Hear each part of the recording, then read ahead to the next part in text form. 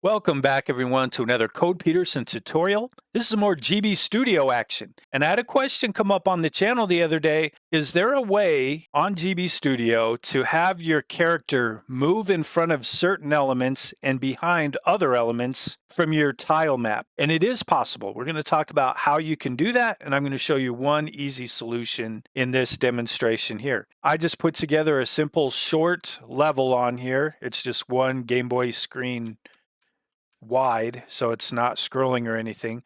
But I have this character, and I want it to move in front of this tree, like it's doing right there. And then here, it moves in front of this tree, but I want it to be behind that tree.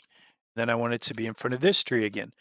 So the way to do that, the easy way, is if you use your selection tool and you kind of click out here in no man's land, and you'll see there is this little check mark here, or checkbox that says enable color mode. If I select that, then it's going to change the color of your screen a little bit. So that means this would work in an emulator or would work in playing this on your computer.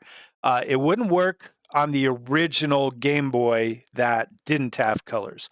Now, there is a way to make this work for the original Game Boy, not using this enabling color mode option, but it's a little more extensive. There's some more steps, a little more complicated to troubleshoot. So that might be a tutorial for another day.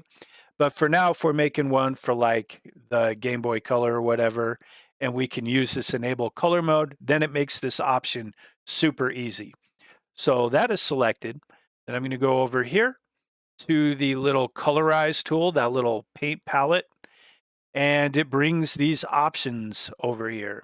And the one I am concerned with is this little diamond with a exclamation mark.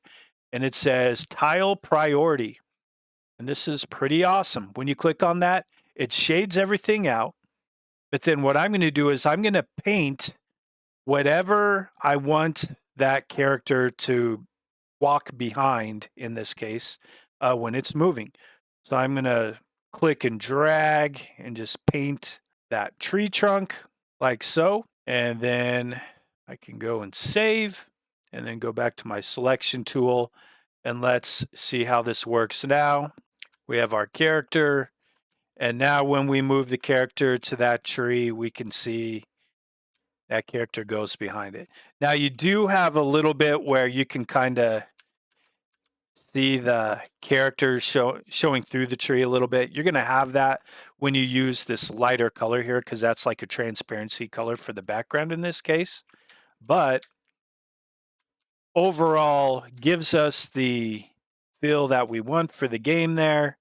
And now we have kind of like a little bit of little 3D element, you know, or at least a little bit of layered depth to our game.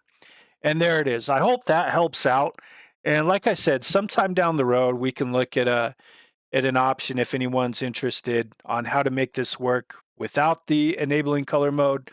But this here certainly gives you a lot of features that you can kind of open up to your game with a lot of cool things to try out. As always, I appreciate y'all taking the time to watch. Like and subscribe if you want to see more content like this. And as always, leave some comments for other ideas that you would like me to explore down the road. Hope you all have a great day.